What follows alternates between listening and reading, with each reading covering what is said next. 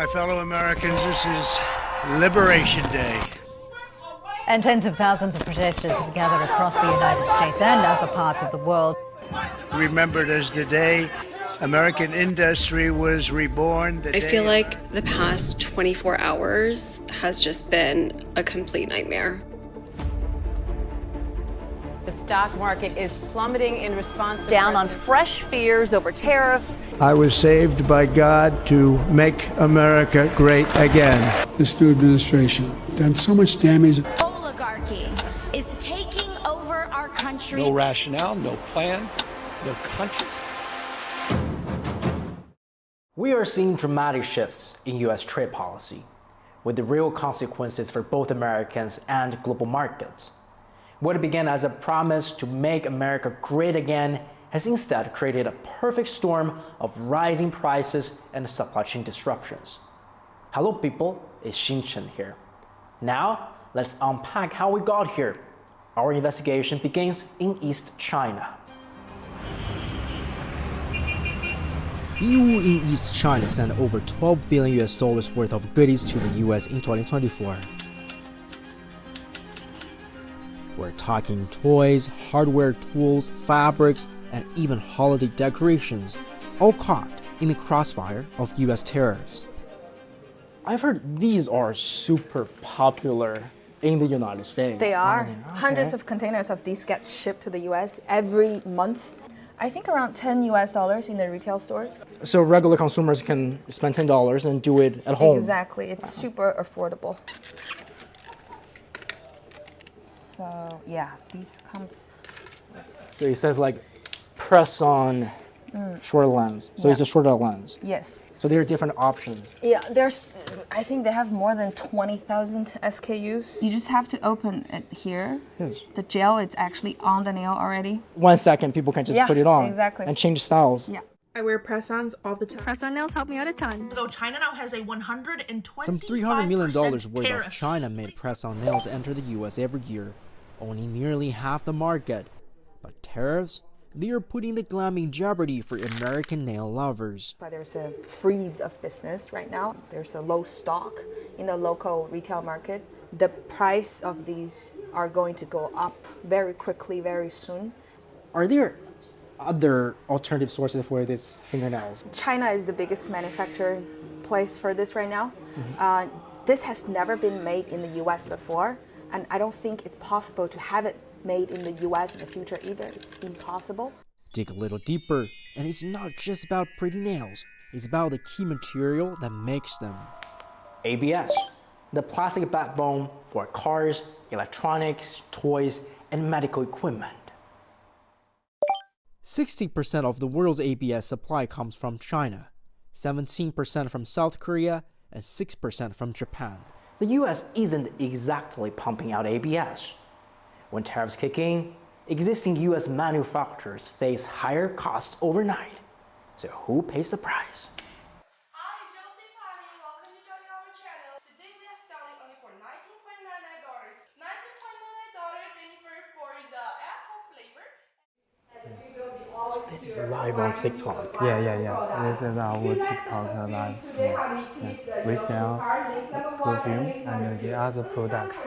一共是半年左右卖了10几万本，然后包括像这个马克笔，我们在美区卖的也特别好。这些都是文具类的。Live stream shopping is booming in the US, projected to hit $68 billion by 2026. With tariffs now in play, consumer confidence is taking a hit. Shoppers worry about prices and eventually if any goods can still be shipped. 因为美国也有很多就是中下，就是或者说中等收入以下的这些群体。其实我们现在卖的很多这些产品，像义乌这边的产品，其实都是给那边就是消费能力可能没有那么强的，或者没有那么高的一些用户，所以他们对于这个价格的变化，它敏感度其实还蛮高的。But the price going up, that is for sure going to happen for the consumer. But that's only one thing. Another thing is, this type of Chinese model e-commerce really brought a lot of opportunities for Americans because, someone could just, start a live stream at home with their phone and start making money. It's it's actually creating a lot of jobs. They're selling products that are made in China. And now, because they have to pay more to import these products, their profit are going to get affected as well. The stock market is plummeting. Down on fresh fears over tariffs. And tens of thousands of protesters have gathered across the United States and other parts of the world. How we got here? My fellow Americans, this is Liberation Day.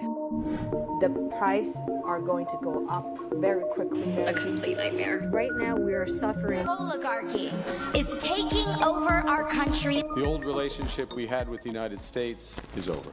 Join our investigation into the real cost of U.S. tariffs, hearing directly from those affected.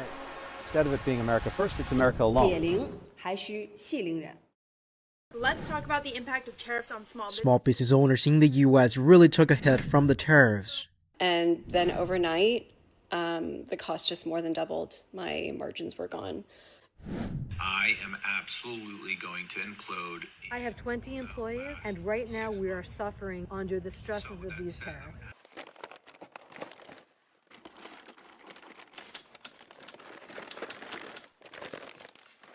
For me and many other small businesses, this is not temporary pain. This is sudden death.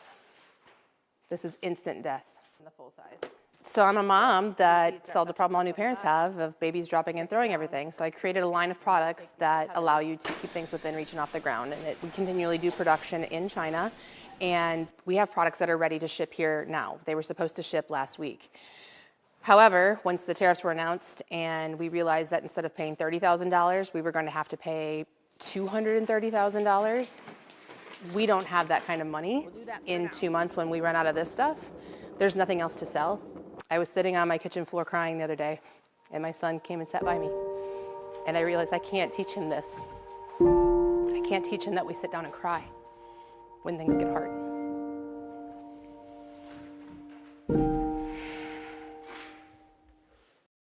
Make America Great Again. The Made in China version, $4. The official Trump store, $47. Yeah, it is proudly made in the USA, but that 12 times markup? Consumers are picking up the tab. It doesn't quite match the promise of putting money back in Americans' pockets. Let me break it down how much the US depends on the world. Let's start with garments and apparel, with over 90% of the US demand met by imports, 18% from China, 24% from other major Asian suppliers such as Bangladesh, Cambodia, India. The US can only produce 10% of the country's consumption. When it comes to smartphones, industry estimates say that as of 2025, less than 5% of the ones sold in the US are made or assembled in the US. The vast majority, over 95%, are built overseas, mostly in places like China, India, and Vietnam. Your smartphones? Not likely made in the USA. Holiday decorations? People might cut their own Christmas trees, but everything on the trees are from outside the US. Are Americans ready to strip all the fun out of the holidays? Weaponizing tariffs doesn't just lead to higher prices. In the end, it's about whether there's anything left for people to even buy. They're bracing for price hikes. And that could mean higher prices at the grocery store bill. It could be a little bit higher because of Trump's tariffs. You do start to worry about the global supply chain already kind of screeching to a halt. And possible abandonment of the U.S. market. We're going to have to go through a little tough love, but they all understand. Tariffs are catching everyone, US allies and competitors alike. And for bigger countries, they are not afraid to fight back. China, Canada, and the European Union have all retaliated with their own tariffs on US goods, targeting everything from agricultural products to steel and aluminum. 单边加征关税措施完全由美方发起，解铃还需系铃人。我们敦促美方立即停止极限施压，停止胁迫讹诈。As the United States are applying tariffs worth $28 billion, we are responding with countermeasures worth 26 billion euros. The old relationship we had with the United States is over.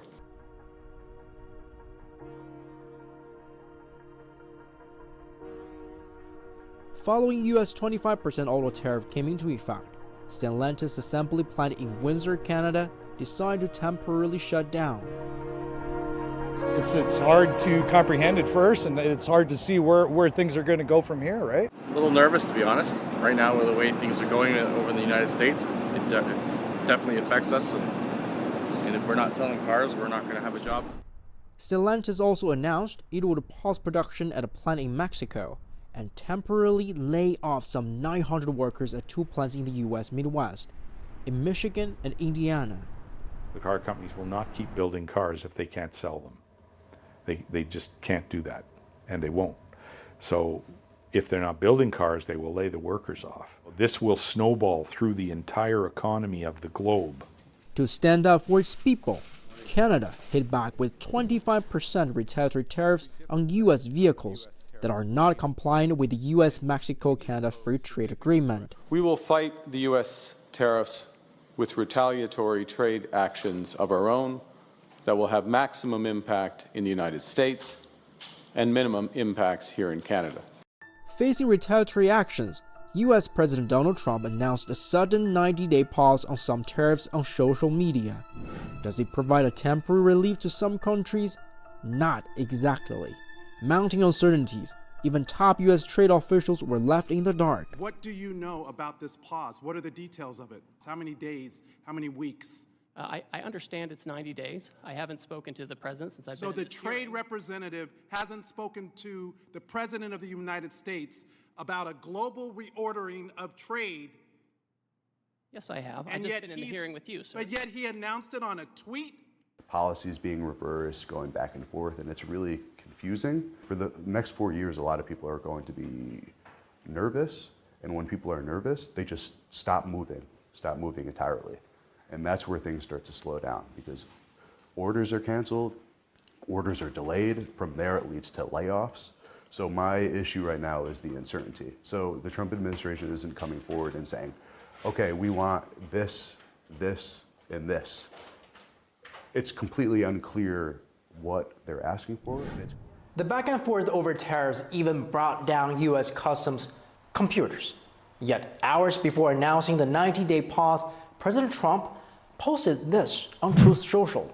This is a great time to buy DJT. Stocks surged with Trump media stock jumping over 20% that day. Staff in the Oval Office also posted this on X. It's not just a company, it's actually an individual. And he made $2.5 billion today, and he made $900 million. That's not bad. Because, he's in financials. I've always been. These billions are not backing Americans' people's pockets.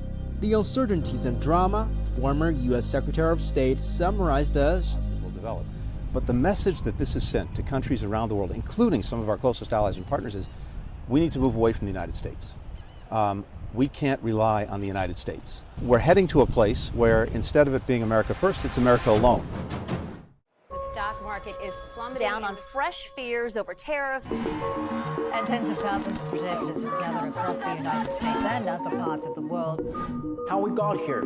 My fellow Americans, this is Liberation Day.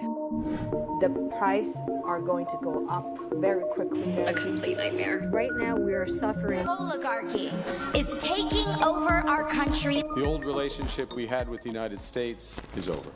Join our investigation into the real cost of U.S. tariffs, hearing directly from those affected. Instead of it being America first, it's America alone. 解铃还需系铃人. The Trump administration has justified tariff increases by pointing to American trade deficits with other countries. But are trade deficits inherently negative? In a thriving economy, increased imports from global manufacturing can actually be beneficial, helping to keep inflation in check. However, current tariff policies in the U.S. appear to be doing the opposite. The effects of that are likely to move us away from our goals. So unemployment is likely to go up as the economy slows in all likelihood, and inflation is likely to go up as tariffs find their way, and some part of those tariffs come to be paid by the public. If they were to increase tariffs even more, then obviously that the greater impact, and that would increase the risks of a recession. Increasing tariffs is a tax on consumers as well. So, this is all sort of feeding into the weaker US economic growth narrative. And on the other hand, we have the fact that they're inflationary. We had obviously Fed Chairman Powell talking overnight and just sort of flagging that it's putting them in a very difficult situation, which is very clear, right? So they've got. The world is no longer optimistic about the U.S. economy. The Peterson Institute forecasts U.S. growth to fall from 2.5% in 2024 to 0.1% in 2025, all due to policy uncertainties from the White House. But are things getting expensive in the U.S.? Subway's footlong prices soared 50% over the past decade. The iconic $5 footlong disappeared in 2017. Meanwhile, median U.S. wage annual increases averaged out around 3.4% in the past decade. Yet, with tariffs in play, inflation could hit 4% in 2025, wiping out all the gains. Bringing manufacturing back to the U.S. isn't as simple as flipping a switch. Small-scale manufacturing might return in 1 to 3 years. With automation, a robust domestic supply chain could take 10 to 20 years to build, but that's more jobs for robots than for real Americans. Globalized manufacturing remains accessible for everything we need. So what's the choice here? Turning back on global trade to make baseball caps? At what cost?